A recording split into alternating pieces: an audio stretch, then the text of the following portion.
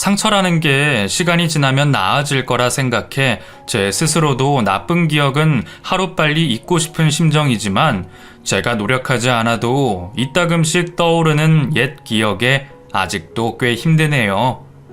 이번에 저희 어머니 기일이 돌아와서 그런지 또 그때 기억이 떠오르더군요. 생각하지 않으려 해도 억울함인지 자책인지 옛 기억이 자꾸 떠오르는 걸 보니 저도 한 번쯤은 어디에다가 다 털어놓고 잊어버려야 하지 않나 싶은 생각이 듭니다. 그래서 오늘 제가 이렇게 익명으로 사연을 보내보려 합니다. 저희 부모님은 동네에서 유명할 정도로 금슬이 좋으셨답니다. 제가 보고 자란 것만 기억하더라도 두 분은 어디 다니실 때마다 손을 꼭 잡고 다니셨고 늘 함께 하실 정도로 가까우셨으니까요. 제 부모님은 그렇게 싸움 한 번 없이 사이가 좋으셨는데도 불구하고 늦은 나이까지 자식이 없었습니다.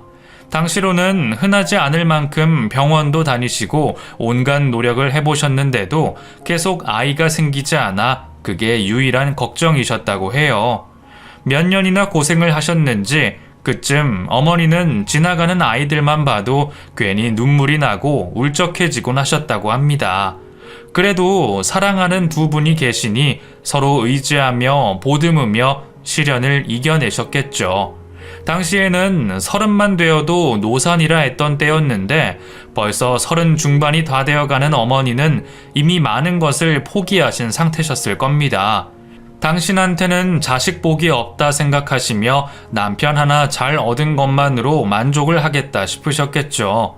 그렇게 다 포기했다 싶었던 그때에 믿을 수 없는 소식이 들려왔습니다. 바로 제가 생겼던 거죠. 당시 어머니 나이가 30 중반이셨고 아버지가 40이 되셨으니 늦둥이도 그런 늦둥이가 없었습니다. 오랜 기다림 끝에 자식을 보게 되신 부모님은 이런 생각을 하셨다고 합니다. 다 포기했다 미련 없다 싶었을 때 네가 생긴 것을 보고 많은 생각이 들더구나. 결국 그동안 우리가 너무 욕심을 부려서 그랬던 건 아닐까 싶었던 거지.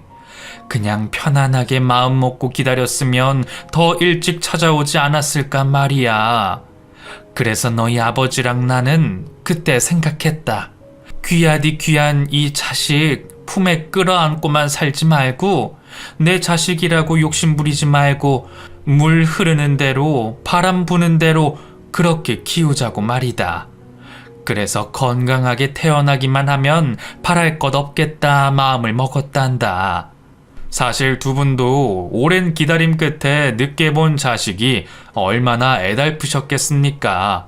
그런데도 두 분은 제게 뭐 하나 바라시는 것 없으셨고 제가 자라는 동안 한 번도 제게 공부 열심히 해라, 성적 잘 받아야 한다, 1등 해라 그런 말씀 하신 적이 없으셨죠.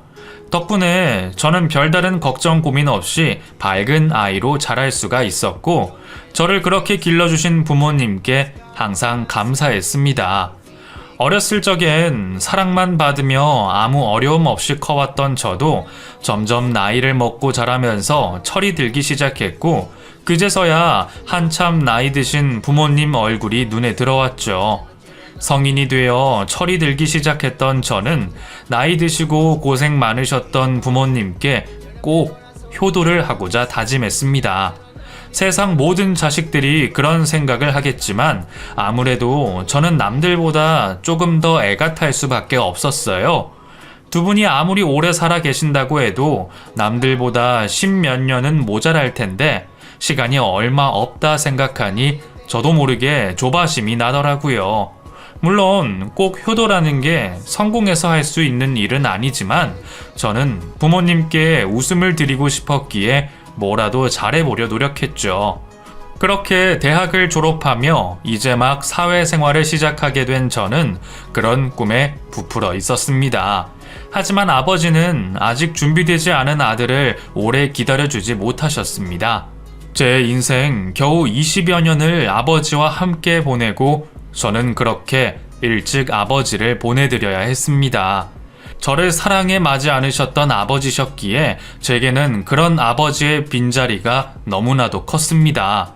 너무 이른 나이에 상주가 되어 아버지를 떠나보내는 일도 절대 쉽지가 않았죠. 하지만 저보다 더 힘들어 하셨던 것은 저희 어머니셨습니다.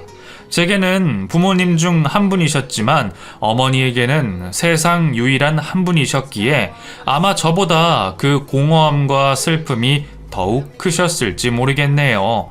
어머니는 슬픔을 감추지 못하셨습니다. 유일한 자식인 제가 어머니의 그런 빈자리를 좀 채워드리고 싶어 노력을 해봤지만 감히 제가 아버지의 빈자리를 채울 수는 없었고 도움이 되지 못해 죄송해하는 제게 어머니는 늘 괜찮다고 하셨습니다. 상여봐, 엄마는 괜찮아. 아직 적응이 안 돼서 그런다. 아무래도 엄마가 네 아버지랑 너무 오래 붙어 다녔던 모양이야. 이게 익숙해지고 버릇이 되어버려서 혼자 하는 게 아직 익숙치가 않네. 그래도 엄마 괜찮으니까 너무 걱정하지 말어. 너도 취업 준비하느라 바쁠 텐데 엄마 신경 쓸 시간이 어딨니? 나는 정말 괜찮으니까 너도 너 할 일 해라. 어머니는 어머니 걱정에 뒤를 쫓아다니는 제게 제 할 일을 하라고 하셨고 저도 아버지 잃은 슬픔을 잊으려 무언가 열심히 해야만 했습니다. 그렇게 제가 드디어 취업에 성공하고 누구보다 기뻐하실 어머니에게 그 소식을 전해드렸죠. 엄마, 저 이번에 취업됐어요. 최종 합격했다고 연락 왔어요. 이제 제가 엄마 호강시켜 드릴게요. 걱정하지 마세요. 아휴, 그래, 잘 되었다. 그동안 노력한 보람이 있어. 우리 상엽이 그동안 고생 많았지? 이제는 장가만 가면 되겠네. 앞으로 아들 호강받으며 즐겁게 사시겠다고 말씀하실 줄 알았던 어머니는 제 취업 소식에 돌연 분가를 결정하셨습니다. 네 아버지 돌아가시고 계속 생각했던 일이야. 여기 있으려니 자꾸 네 아버지 생각만 나서 못 살겠다. 그냥 고향집 내려가서 형제들이랑 좀 지내고 싶어서 그래. 이제 너도 취업했고 너도 혼자 지내도 괜찮지 않겠니? 어머니는 제 앞에서는 늘 괜찮다 말씀하셨지만 사실 괜찮지 않으셨던 모양입니다. 이대로는 아버지를 영영 잊지 못하겠다며 자립을 위해 고향으로 내려가고 싶으시다 말씀하셨죠. 그곳에 형제도 친구분들도 계시니 의지하고 지내며 노후를 보내고 싶으시다고 말이에요. 사실 제 마음 같아서는 아버지를 보내드린 마당에 어머니만이라도 곁에 모시며 호강시켜드리고 싶었는데 당시에는 그런 어머니를 만류하는 것이 어쩌면 더 큰 불효라는 생각을 했었습니다. 결국 저도 어쩔 수 없이 어머니의 말씀을 따를 수밖에 없었죠. 그렇게 어머니는 저희 집을 제 명의로 넘겨주시고 그 길로 시골집으로 내려가셨습니다. 그래도 시골 내려가셔서 공기도 좋고 물도 좋다며 즐거워하시는 어머니 얼굴을 보니 저도 더 이상 바랄 수가 없었습니다. 그 뒤로 어머니는 시골에 금세 적응을 하시며 혼자 작게 밭도 일구시고 친척 형제분들과 즐거운 시간들을 보내셨습니다. 어머니가 적응하시는 동안 저는 사회에 적응을 해나가며 어른으로서 점차 성장해 나가고 있었죠. 그쯤 저의 어머니의 바람은 단 하나셨을 겁니다. 하나뿐인 아들이 좋은 사람 만나서 아이도 낳고 가정을 꾸리는 건 말이에요.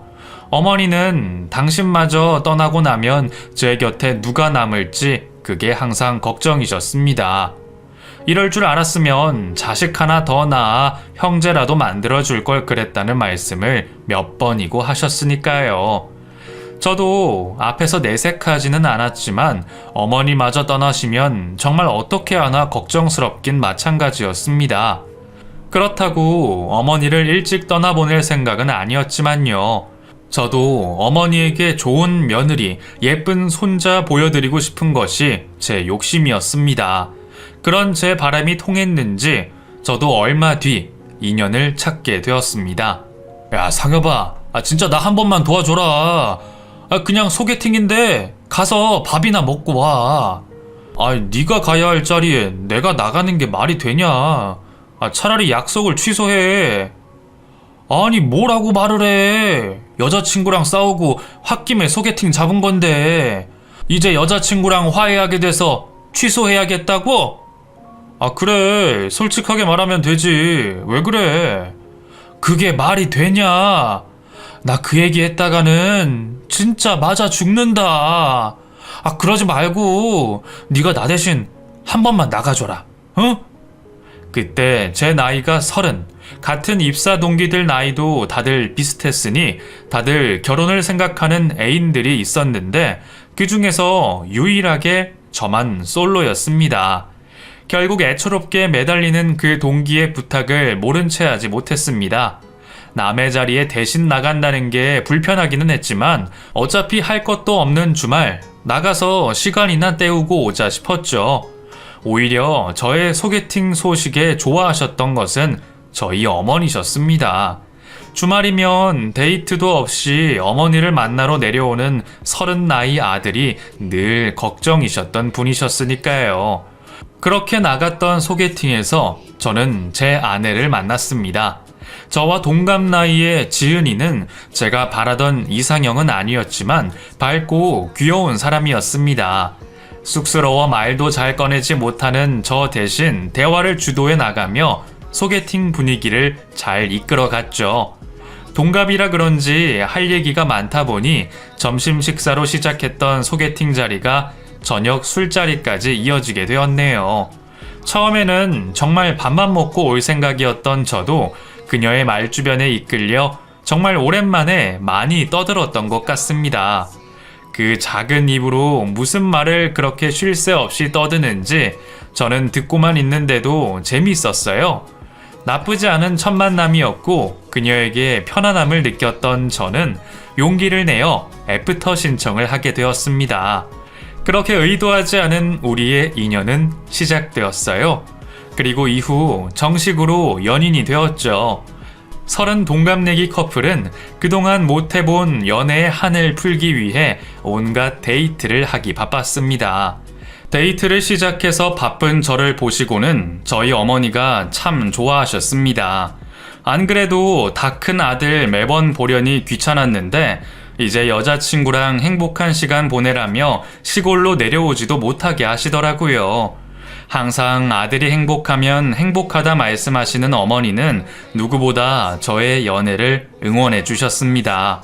아무래도 30이라는 나이가 결혼을 고민해야 할 나이였기에 저희는 자연스럽게 결혼을 전제로 만남을 이어가게 되었습니다. 사실 저도 욕심이 많은 사람이 아니라 지은이 정도라면 결혼 상대로 더없이 좋지 않을까 하는 생각을 했습니다. 밝고 긍정적이고 주변 사람들한테도 잘하는 성격이니 분명 저희 어머니한테도 잘할 거라 생각했거든요. 게다가 평소에도 지은이는 시골에 계신 저희 어머니 걱정을 많이 하기도 했습니다. 아직 확실해진 것이 없는 상황에 저희 어머니가 계신 시골까지 내려가고 싶다는 말에 저는 지은이에게 참 고마움을 느꼈습니다. 보통은 제가 가자고 해도 부담스러워 할 텐데 말이에요. 아니나 다를까 저희 어머니가 혹시나 제가 눈치 없이 예비 며느리를 데려오겠다 설칠까 싶으셨는지 괜히 부담 주지 말라고 신신당부를 하기도 하셨어요. 저도 어머니 말씀처럼 부담 줄 생각은 없었지만 지은이가 먼저 그런 말을 꺼내주고 저희 어머니에게 관심을 가져준다는 것이 고마웠고 어쩌면 그 마음 때문에 결혼을 결심했는지도 모르겠습니다. 그렇게 누구보다 착하고 다정했던 아내에게 이끌려 결혼을 결심했던 저는 1년 뒤 결혼을 했고 처음에는 정말 행복했었습니다. 매일 붙어 있으며 사랑하는 사람과 일상을 공유한다는 것이 제가 바라던 결혼 생활이었으니까요. 이렇게 알콩달콩 신혼을 보내다가 우리를 닮은 아이를 낳고 어머니에게 어린 손녀, 손자를 안겨드리는 것이 제가 생각하던 행복일 거라 생각했습니다. 물론 결혼은 현실이다 보니 매번 좋은 일만 있는 것은 아니었죠. 연애 기간 동안 제 아내에 대해 다 알고 있다 생각했는데 결혼을 하니 또 다른 모습들이 보이더라고요. 가장 큰 문제가 바로 저희 어머니에 관한 일이었습니다. 결혼 전에는 혼자 시골에 계신 어머니가 걱정된다며 모시고 살아도 좋겠다는 말까지 하던 사람이 결혼 후에는 어머니에게 관심이 없어 보였으니까요. 물론 신혼 초에는 어머니한테 먼저 전화도 걸고 못해도 한 달에 한 번은 시골 내려가겠다고 했었습니다. 그런데 그 결심이 그렇게 빨리 변할지는 몰랐죠. 언젠가부터 회사 일이 바쁘다, 너무 피곤하다 이런저런 핑계를 대며 다음 주로 그 다음 주로 미루는 아내 때문에 몇 번 싸우기도 했습니다. 그래도 어머니 혼자 계시는데 한 번씩은 얼굴 비춰야지. 당신 두고 나 혼자 가면 어머니가 뭐라 생각하시겠어. 뭘 뭐라 생각하셔. 그냥 아들 왔다 싶으시겠지. 사실 내가 가서 뭘 해? 나 가서 할 것도 없고 어머니도 며느리보다는 아들이 반가우실 거 아니야. 괜히 내가 따라가서 누워있는 것보다 컨디션 좋을 때 가겠다는 건데 그것도 이해 못해?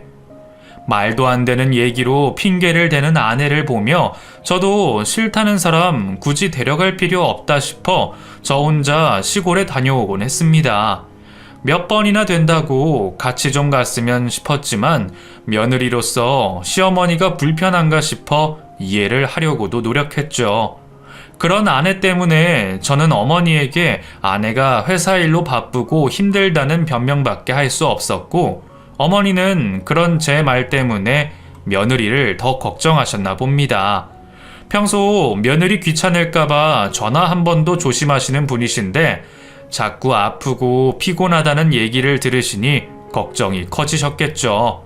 그래봤자 전화는 5분 10분 내외이고 아내 걱정에 몸보신이라도 하라며 용돈 보내주시겠다는 말씀일 텐데 아내는 뭐가 그리 불만인지 저희 어머니의 전화를 달가워하지 않았습니다.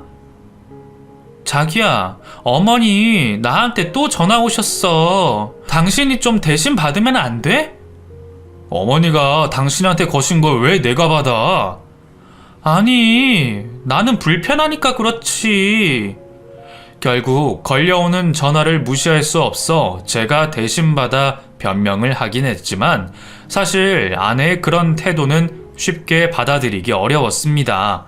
그런데 아내가 불편해했던 것은 전화뿐만이 아니었죠. 아들 며느리가 바빠서 한번 내려오기도 힘들다고 하니 어머니는 걱정이 되셨던 겁니다. 일하는 애들이 살림할 시간은 있을까, 밥해 먹을 시간은 있을까 걱정하시는 마음에 한 달에 한 번쯤은 반찬을 가져다 주러 올라오기도 하셨습니다. 그런데 어머니는 반찬을 가져다 주시고도 주무시지 않고 당일에 내려가시곤 하셨죠. 제가 아내 눈치 보지도 않고 주무시고 가라 말씀드려도 어머니는 지내시는 곳이 편하시다며 마다하시는 분이셨어요.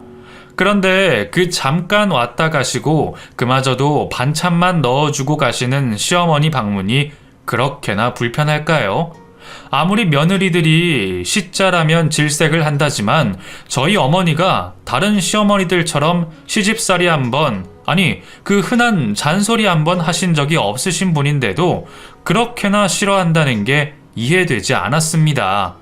결국 내가 남자라서 아니면 우리 어머니 일이라서 이해 못하는 건가 싶어서 아내를 좀 더 이해해 보기로 했습니다.